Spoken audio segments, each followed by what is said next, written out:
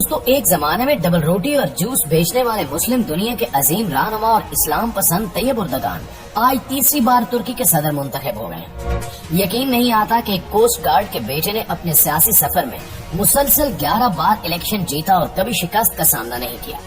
आज अगर पूरा तुर्की तैयब उर्दगान की जीत पर उमड़ आया है तो यकीनन मुस्लिम दुनिया के इस अजीम रहनुमा ने बहुत इज्जत कमाई है। और कमाई भी क्यों ना हो कि जो फलस्तीन से लेकर कश्मीर तक मुसलमानों के लिए आवाज उठाता है और दुनिया भर के मुसलमानों के दर्द को अपना दर्द कहता है। दोस्तों आज की इस वीडियो में हम आपको तुर्की के मुसलसल तीसरी बार सदर मुंतखब होने वाले तैयब उर्दगान की जीत की सारी कहानी सुनाएंगे और इसके साथ ही आपको बताएंगे कि किस तरह सड़कों पर डबल रोटी बेचने वाला छोटा सा बच्चा मुसलसल 11 इलेक्शन जीत गया। नाज़रीन, एक मुतवसत घराने में परवरिश पाने वाले तैयब रजब उर्दगान वक्त के साथ साथ सियासत के एक भारी भरकम पहलवान बन चुके हैं। जदीद तुर्की के बानी मुस्तफा कमाल अतातुर्क के बाद वो वाहिद ऐसे रहनुमा के तौर पर सामने आए हैं जिन्होंने तुर्की को नए अंदाज में ढालने के लिए किसी भी दूसरे तुर्क रहनुमा के मुकाबले में सबसे ज्यादा मेहनत की है। तुर्की में अतवार को एक तारीखी रन ऑफ इलेक्शन मुनाकिद हुए, जिसके बाद वोटिंग के नताइज आने पर तैयब उर्दगान ने जीत का ऐलान कर दिया। सदारती इंतखाबात के रन ऑफ मरले में सदर तैयब उर्दगान को इनके हरीफ कमाल कलीज दारुलू पर बर्तरी हासिल हो गई है। ताज़ा तरीन नताइज के मुताबिक सदर उर्दगान अपनी 2 दहाइयों से जारी मुसलसल हुक्मरानी को 2028 तक तोसी देंगे। इससे कबल 14 मई को सदारती इंतखाबात में कोई भी उम्मीदवार फैसला कुन बर्तरी यानी 50% वोट हासिल न कर सका था, जिसके बाद आज रन ऑफ इलेक्शन में नए सदर का फैसला हुआ।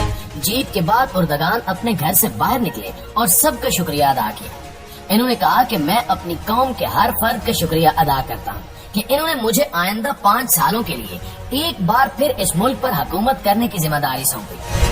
आज वाहिद फतह तुर्की की हुई है। दोस्तों ये इलेक्शन एक ऐसे वक्त पर हुए जब तुर्की को मुआशी बदहाली, महंगाई और फरवरी में आने वाले शदीद जल्जले का सामना करना पड़ा। इस वक्त तुर्की की सबसे बड़ी अपोजिशन जमात रिपब्लिकन पीपल्स पार्टी है।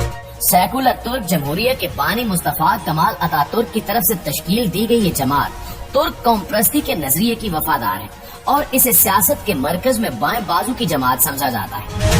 गुज़श्ता चंद बरसों के दौरान तुर्की की मईशत तनज़ुली का शिकार हुई। मुल्क में महंगाई की शरह तकरीबन 12% रही, लेकिन उर्दगान ने हार न मानी और तरक्की की राह पर चलते रहे। दोस्तों ये कहानी शुरू होती है फरवरी 1954 में, जब एक कोस्ट गार्ड के घर मुस्लिम दुनिया का अजीम रहनुमा पैदा हुआ। जब वो 13 साल के थे तो इनके वालिद ने इस्तांबुल मुंतकिल होने का फैसला किया ताकि इनके बच्चों को बेहतर माहौल मुयसर आ सके। नौजवानी में तैयब उर्दगान ने पैसे कमाने के लिए जूस और डबल रोटी भी बेची। इन्होंने इस्लामिक स्कूल से तालीम हासिल की और इस्तांबुल की मामारा यूनिवर्सिटी से मैनेजमेंट की डिग्री हासिल की। इसके बाद इन्होंने पेशा वराना फुटबॉल भी खेली। आज वही रहनुमा पूरी मुस्लिम दुनिया पर छाया हुआ है। इन्होंने फलस्तीन, कश्मीर, लीबिया, शाम, इराक, गर्ज हर जगह मुसलमानों के लिए आवाज बुलंद की और इनको मदद फ्राहम करने की पेशकश भी की। ये वही रहनुमा हैं जिन्होंने फ्रांसीसी सदर की दिमागी सेहत पर सवाल उठाते हुए कहा था कि इन्हें इलाज की जरूरत है। इन्होंने ऐसा इसलिए कहा क्योंकि फ्रांस अपने मुल्क में इस्लाम पसंदों के असर रसूख के खिलाफ क्रैक डाउन कर रहा था। सदर उर्दगान की जानिब से इस्लाम पसंदों और इनकी तहरीकों जैसे कि मिस्र में अखवानुल मुस्लिमीन की हिमायत करने का सिलसिला काफी पुराना है। जुलाई 2020 में इन्होंने आया सोफिया को एक मस्जिद करार दिया और मुसलमानों के दिल जीत लिए, क्योंकि इस मस्जिद से सल्तनत उस्मानिया की तारीख एक बार फिर से नई तर्ज पर जिंदा हुई। दोस्तों उर्दगान को इब्तिदाई शोहरत इस्तांबुल में ही हासिल हुई थी। आज इस शहर की आबादी 1 करोड़ 60 लाख अफराद पर मुश्तमिल है। इस्तांबुल और अंकारा में हासिल होने वाली कामयाबियों को ही उर्दगान की पार्टी ने अपनी मुल्क गिर कामयाबी में बदला और अब इनकी पार्टी मुल्क की सियासत की सबसे बड़ी खिलाड़ी है। जून 2018 में सदर उर्दगान को दोबारा 5 बरस हुकूमत करने का मौका मिला था, जिसके दौरान इन्हें इक़्तिदार में मजीद सदारती इख्तियारात भी मिल गए थे, क्योंकि 2017 में इन्होंने एक रेफरेंडम में कामयाबी हासिल कर ली थी और मुल्क में आईनी तब्दीली लाने के मुअज्जिद साबित हुए थे। इस रेफरेंडम में मुकाबला इतना सख्त था कि आईनी तब्दीली के हामियों की तादाद 51%, जबकि मुखालफिन की तादाद 49% थी। लेकिन फिर भी उर्दगान ने साबित किया कि वो सियासी अखाड़े में सबसे ताकतवर खिलाड़ी है। अब इन्होंने तीसरी बार भी सदारती इंतखाबात जीत लिए हैं और इनका दौरे इक़्तिदार 2028 तक वसी हो गया है। इससे कबल जब इन्होंने इलेक्शन जीता था تو انہوں نے اپنے اختیارات میں اضافے کے ساتھ ہی ریاستی اداروں میں بہت رد و بدل کی اور اپنا اثر و رسوخ بڑھایا۔ اس رد و بدل سے پہلے 2016 میں ان کے خلاف ایک ناکام فوجی بغاوت بھی ہوئی تھی، جس میں فوجی جرنیل ان کی حکومت کا تختہ نہیں الٹ پائے تھے۔ اس ناکام بغاوت کے رد عمل میں صدر طیب اردگان نے بڑے پیمانے پر گرفتاریاں کروائی اور ملک کو فوجی آمروں سے پاک کر دیا۔ 2016 میں ہونے والی آخری فوجی ناکام بغاوت میں کم از کم 240 افراد ہلاک ہوئے تھے اور حکام کے مطابق اس وقت اردگان کی جان کو بھی شدید خطرہ تھا، مگر وہ 12 گھنٹے بعد منصب پر واپس آئے اور باغیوں کو ناکام بنا دیا۔ مگر اس سارے واقعے کا صدر پر دباؤ اس وقت نظر آ رہا تھا جب وہ اپنے قریبی دوست اور اس کے بیٹے کی آخری رسومات کے دوران سرے عام رو پڑے۔ انہیں باغیوں نے گولی مار دی تھی۔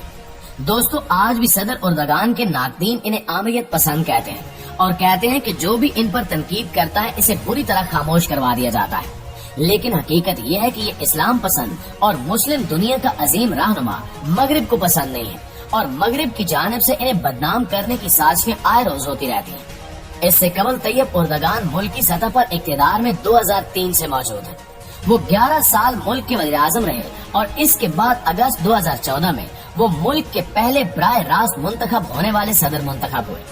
جب ان کے خلاف فوجی بغاوت ہوئی تو انہوں نے 50,000 کے قریب افراد کو حراست میں لیا، جن میں فوجی، صحافی، وکلاء، پولیس اہلکار اور سیاست دان سبھی شامل تھے۔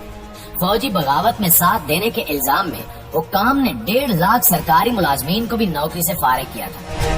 ان کا سیاسی سفر کچھ یوں رہا کہ سب سے پہلے یہ 1970 اور 1980 کے دوران اسلام پسند سیاسی حلقوں میں رہنے لگے۔ اس دوران یہ استنبول کے میئر بنے اور یہ عہدہ ان کے پاس اس وقت تک رہا جب تک ترکی کی فوج نے ان کی اس وقت کی سیاسی جماعت ویلفیئر پارٹی پر پابندی نہیں لگا دی۔ 1999 میں ایک قوم پسند نظم پڑھنے پر انہیں 4 ماہ کے لیے جیل بھی جانا پڑا۔ اس نظم میں لکھا تھا کہ مسجدیں ہمارے مورچے ہیں، ان کے گنبد ہمارے ہیلمٹ، ان کے مینار ہماری بندوقیں اور ایمان والے ہمارے فوجی ہیں۔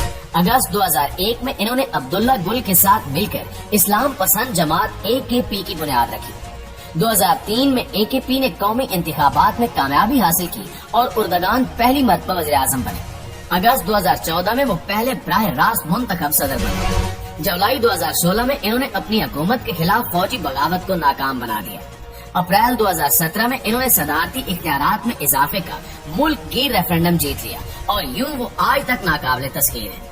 دوستو، ان کے کچھ حامی انہیں سلطنت عثمانیہ کے تناظر میں سلطان کے لقب سے پکارتے ہیں۔ اکتوبر 2013 میں انہوں نے ترکی میں ریاستی دفاتر میں حجاب پر پابندی اٹھا دی، لیکن فوج، عدالتوں اور پولیس میں یہ پابندی قائم رہی۔ اس کے بعد انہوں نے غیر شادی شدہ افراد میں جنسی تعلقات کو بھی جرم قرار دینے کی کوشش کی، مگر وہ قانون سازی کرنے میں ناکام رہے۔ طیب اردگان کے 4 بچے ہیں۔ وہ یہ بھی کہہ چکے ہیں کہ کسی بھی مسلمان فیملی کو خاندانی منصوبہ بندی کا سوچنا بھی نہیں چاہیے۔ انہوں نے مئی 2016 میں کہا تھا کہ ہم اپنی نسلیں بڑھائیں گے۔ طیب اردگان اس قدر اسلام پسند ہے کہ مغربی ممالک ان سے چھٹکارا حاصل کرنا چاہتے ہیں، لیکن ترکی کے عوام یہ کرنے نہیں دے رہے اور ہمیشہ سرخرو ہو جاتے ہیں، جس کی بدولت ترکی آج بھی ترقی یافتہ مسلم ممالک کی فہرست میں سب سے اول آتا ہے۔ اللہ تعالیٰ سے دعا ہے کہ اردگان جیسا لیڈر دنیا بھر کے مسلم ممالک کو عطا فرمائے۔ آمین ثم آمین۔